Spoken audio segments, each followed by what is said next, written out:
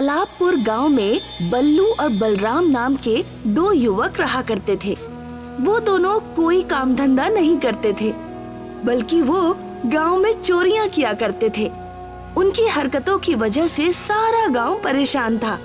वो सुबह से लेकर शाम तक कल्लू चाय वाले की दुकान पर बैठा करते और किसी न किसी के घर पर चोरी करने की योजना बनाते। बलराम और बल्लू कल्लू की दुकान पर बैठे हुए चाय पी रहे थे। क्यों भाई, ऐसी क्या आफत आ गई? अच्छा खासा तो गांव है हमारा। तू समझ नहीं रहा बल्लू, गांव के सभी लोग जान चुके हैं कि हम दोनों चोर हैं, इसीलिए कोई हम दोनों को सम्मान नहीं देता। अरे सम्मान का क्या अचार डालेंगे, हमें तो बस पैसे चाहिए। बेवकूफ कहीं के, मैं तुझे कुछ समझाने की कोशिश कर रहा हूँ, लेकिन तेरी खोपड़ी में मेरी बात फिट ही नहीं बैठ रही। बल्लू, गांव के सभी वासी अब हमसे बहुत चौकन्ने हो गए हैं। पिछले एक हफ्ते से हम जिस किसी के भी घर में चोरी करने के लिए घुसते हैं, उस घर का कोई ना कोई सदस्य हमारा स्वागत करने के लिए पहले से ही बैठा होता है। बात तो तुम्हारी बिल्कुल सही है बलराम, लेकिन हम जाएंगे कहाँ? हम दोनों के पास जो कुछ बचे कुचे पैसे थे वो तो समाप्त हो गए।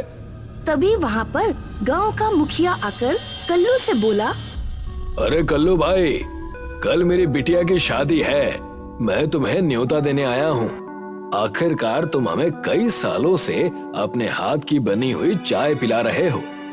मुखिया को देखकर बल्लू खुश होते हुए बोला, ये क्या मुखिया जी, सिर्फ कल्लू भाई को निमंत्रण देंगे, हमें और बलराम को निमंत्रण नहीं देंगे? तुम दोनों तो मेरे घर के आसपास भी मत भटकना। भला ये क्या बात हुई मुखिया जी, हम भी इसी गांव के वासी हैं। तुम दोनों इस गांव के वासी होने के नाम पर कलंक हो। याद रखना, मैंने सिर्फ तुम दोनों की सेवा के लिए ही घर के बाहर लठैत बैठा रखे हैं। अगर तुम दोनों मेरे घर के आसपास भी दिखाई दिए तो मैं तुम्हारी हड्डियां तुड़वा दूंगा। इतना कहकर मुखिया क्रोधित होकर वहाँ से चला गया। ये मुखिया पता नहीं अपने आप को क्या समझने लगा है। सही बोल रहे हो बलराम, ये तो कल्लू भाई के सामने हमारा अपमान करके चला गया।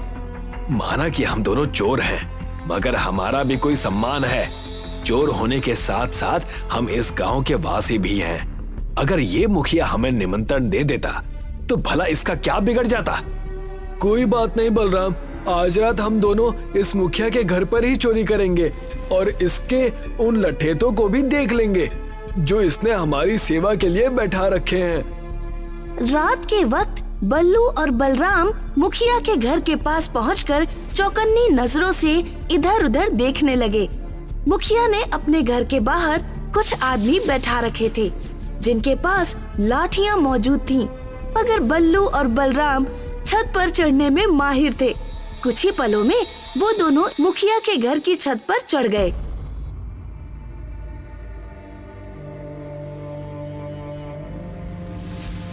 इसके पास तो बहुत अधिक धन है बल्लू, इन सारे सोने को तो बेचकर हम दोनों बहुत अमीर हो जाएंगे। मगर बल्लू के दिमाग में कुछ और ही चलने लगा। बात तो तुम्हारी सही है बलराम, लेकिन सोचो, कल मुखिया की बेटी की शादी है। अगर हमने ये सारा सोना चुरा लिया तो उसकी बेटी की शादी रुक जाएगी। ये कैसी बातें करने लगा है तू? अचानक तेरे अंदर अच्छाई कैसे जाग गई? देख, हम दोनों चोर हैं बलराम, लेकिन पापी नहीं। ठीक है, लेकिन अब यहाँ आए हैं तो कुछ तो चुरा कर जाएंगे। तभी बल्लू की नजर तिजोरी के साइड में रखे एक कड़े पर पड़ी जिसमें हीरे ही हीरे जड़े हुए थे। खाली हाथ नहीं जाएंगे बलराम, हम दोनों इस हीरे जड़ित कड़े को लेकर जाएंगे। मान गए तुझे मेरे दोस्त।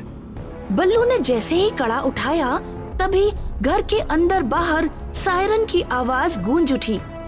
अजीब बात है बल्लू, हमने जब इस सोने को हाथ लगाया तो सायरन नहीं बजा, मगर जैसे ही इस कड़े को तुमने उठाया सायरन बज उठा। उससे भी ज्यादा अजीब बात यह है बलराम कि आखिर इस कड़े में ऐसी क्या बात है जिसके लिए मुखिया ने इतनी टाइट सिक्योरिटी रखी है? मुझे लगता है कि इसमें जड़े हुए हीरे बहुत ही कीमती होंगे। तभी बल्लू और बलराम के कानों में बहुत से लोगों की जूते की आवाजें टकराई। लगता है वो सब इसी कमरे की ओर आ रहे हैं। अब हम क्या करें? अगर हम दोनों पकड़े गए तो मुखिया हम दोनों को जिंदा नहीं छोड़ेगा। जो भी होगा देख लेंगे। इस कड़े को अपनी जेब में छुपा ले। तभी वहाँ पर मुखिया अपनी सिक्योरिटी को लेकर आ गया।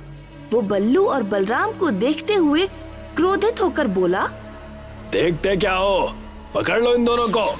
वो कड़ा मुझे किसी भी कीमत पर चाहिए। बल्लू और बलराम भागने में भी माहिर थे। वो दोनों बहुत फुर्ती से वहाँ से भाग गए, मगर वो दोनों इतने घबराए हुए थे कि वो शहर की ओर नहीं बल्कि जंगल की ओर भागे। भागते भागते वो एक बड़ी सी नदी की तरफ आ गए। लगता है हम दोनों घबराकर उल्टी दिशा की ओर भाग आए। सही कह रहा है यार, अब क्या करें? लगता है इस बार हम दोनों पक्का पकड़े जाएंगे। तभी बल्लू और बलराम की नजर मुखिया पर पड़ी, जो बहुत से गार्ड लेकर उनकी ही तरफ आ रहा था। बल्लू, तुझे तैरना आता है? हाँ हाँ, मुझे तैरना आता है, लेकिन इतनी बड़ी नदी हम कैसे पार करेंगे? जो भी होगा देख लेंगे, फिलहाल तो अपनी जान बचाओ। बल्लू और बलराम दोनों नदी में कूद गए, मगर नदी इतनी बड़ी थी कि वो दोनों तैरते तैरते थक गए, मगर नदी का किनारा आने का नाम ही नहीं ले रहा था। तभी एक बहुत बड़ा मगरमच्छ उन दोनों के सामने आ गया। हमारे साथ तो वही हो गया बलराम कि आसमान से गिरे और खजूर पर अटके। ये मगरमच्छ हमें नहीं छोड़ेगा।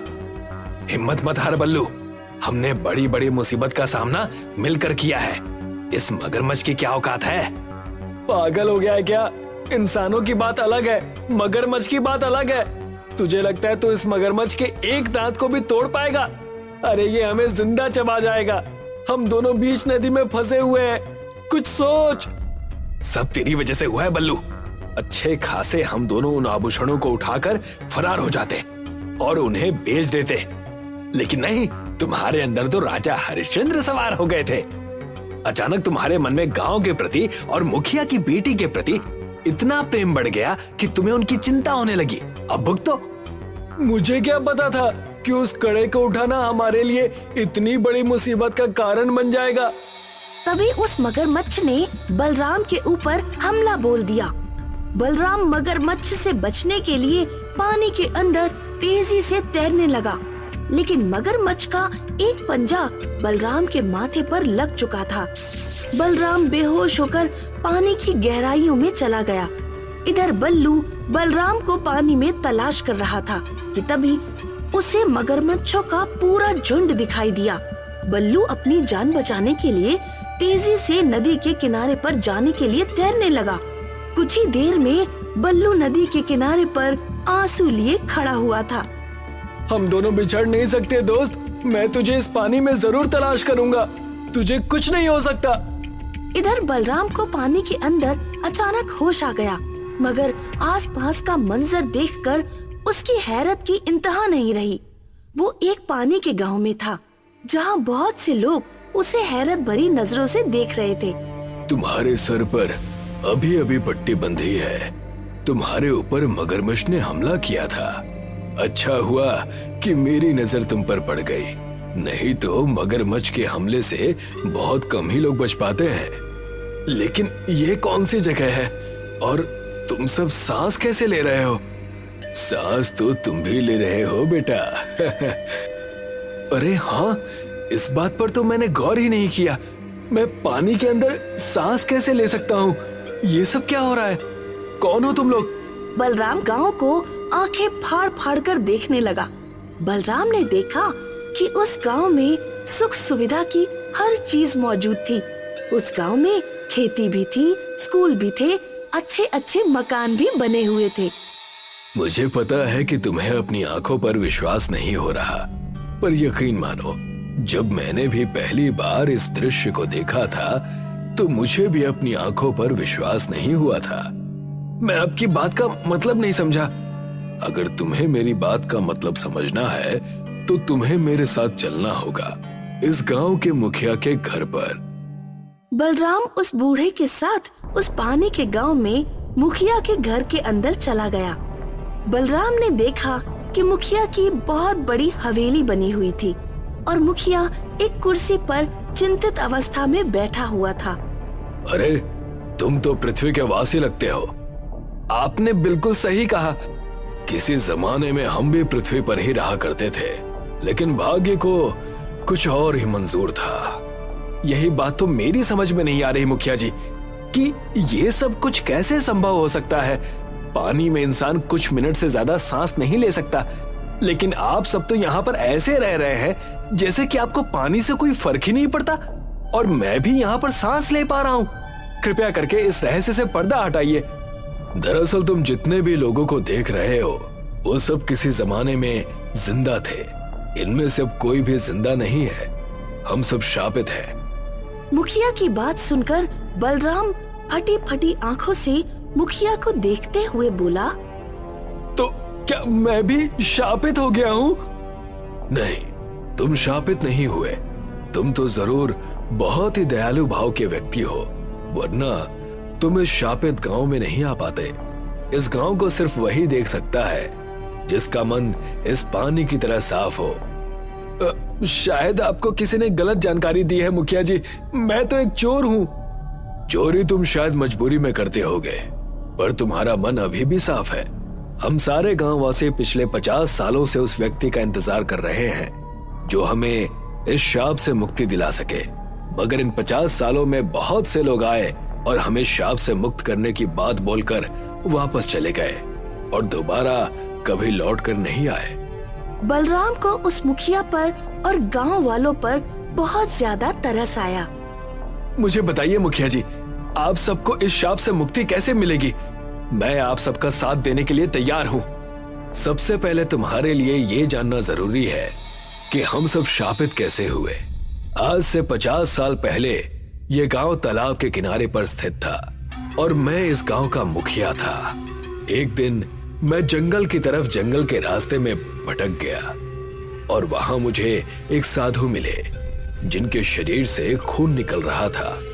दरअसल उनकी बाह में एक तीर घुसा हुआ था और साधु के हाथ में हीरा जड़ा हुआ एक कड़ा था। वो कड़ा बेहद शक्तिशाली था और जादुई भी। उस समय साधु अपनी अंतिम सांसें गिन रहा था। उस साधु ने वो कड़ा मुझे दे दिया और साथ ही साथ मुझे निर्देश भी दिया कि ये कड़ा जिस किसी भी व्यक्ति के पास रहेगा उस व्यक्ति के पास धन की कोई कमी नहीं होगी। मगर याद रखना, अगर किसी गलत मनुष्य ने तुमसे ये कड़ा चुरा लिया तो तुम और तुम्हारा गांव शापित हो जाएगा और तुम्हारा पूरा गांव तालाब में डूबकर मर जाएगा। लेकिन तुम सब मर के भी मरोगे नहीं और पानी के अंदर ही जीवित रहोगे और तालाब के पानी से बाहर कभी नहीं जा पाओगे। मुखिया की बात सुनकर बलराम गहरी सोच में पड़ गया। बलराम ने अपने साथ घटी घटना मुखिया को बता दी कि किस तरह से वो उस गांव के मुखिया की तिजोरी से ठीक वैसा ही हीरा जड़ित कड़ा चुरा कर भागे थे जिस कड़े की वो बात कर रहा था। मैं जानता हूँ, दरअसल तुम्हारे गांव के मुखिया के पूर्वज डकैती किया करते थे। वो लोगों को जान से मारकर उनका धन छीन लिया करते थे और एक दिन इस मुखिया का दादा मेरे घर में घुस आया और उस कड़े को चुरा कर ले गया। अगले ही दिन हमारा पूरा गांव तालाब में डूब गया और तब से हम लोग ऐसे ही इसी तालाब के अंदर रहते हैं। वो कड़ा मेरे दोस्त बल्लू के पास है। बताइए, मुझे उस कड़े का क्या करना होगा? कुछ नहीं, तुम्हें सिर्फ उस कड़े को अपने गांव के मुखिया के सामने तोड़ना है और कड़ा तोड़ते ही हम सब शाप से मुक्त हो जाएंगे। लेकिन मेरा दोस्त बल्लू पता नहीं कहाँ होगा। तालाब का मुखिया रहस्यमयी तरह से मुस्कुराता हुआ बोला, तुम्हारा दोस्त तालाब के उस पार किनारे पर बैठा हुआ रो रहा है। हम गांववासी तुम्हें उस तालाब के किनारे पहुंचा देंगे। तालाब के मुखिया ने बलराम को दूसरे छोर के किनारे पर पहुंचा दिया। बलराम ने देखा, आंखों में आंसू लिए हुए तालाब को ही देख रहा था। बलराम को देखकर बल्लू प्रसन्न हो गया। बलराम ने एक ही सांस में सारी घटना बल्लू को बता दी। हमें उनकी मदद करनी चाहिए। सही कहा बल्लू, चलो मुखिया के पास चलते हैं। इधर मुखिया अपने आदमियों के साथ क्रोधित अवस्था में बैठा हुआ था कि तभी बल्लू और बलराम उसके सामने आ गए। तुम दोनों ने मेरी नाक में दम कर रखा है। सीधी तरह से वो कड़ा मेरे हवाले कर दो, नहीं तो अंजाम अच्छा नहीं होगा। हम सब कुछ जान गए मुखिया, तुम्हारे धनवान होने का राज भी और तुम्हारे पूर्वज डाकू थे इस बारे में भी। पकड़ लो इन दोनों नमूनों को और मार मार कर हालत खराब कर दो। तभी बल्लू ने अपनी जेब से वो कड़ा निकालकर जमीन पर बुरी तरह से पटक दिया। कड़ा चकनाचूर हो गया और उसमें जड़ित हीरे गिर पड़े और कुछ ही देर में उस तालाब के सारे वासियों की आत्माएं निकलकर बाहर आ गईं। वो सभी गांववासी शाप से मुक्त हो गए और मुखिया नजरें नीची करके चला गया।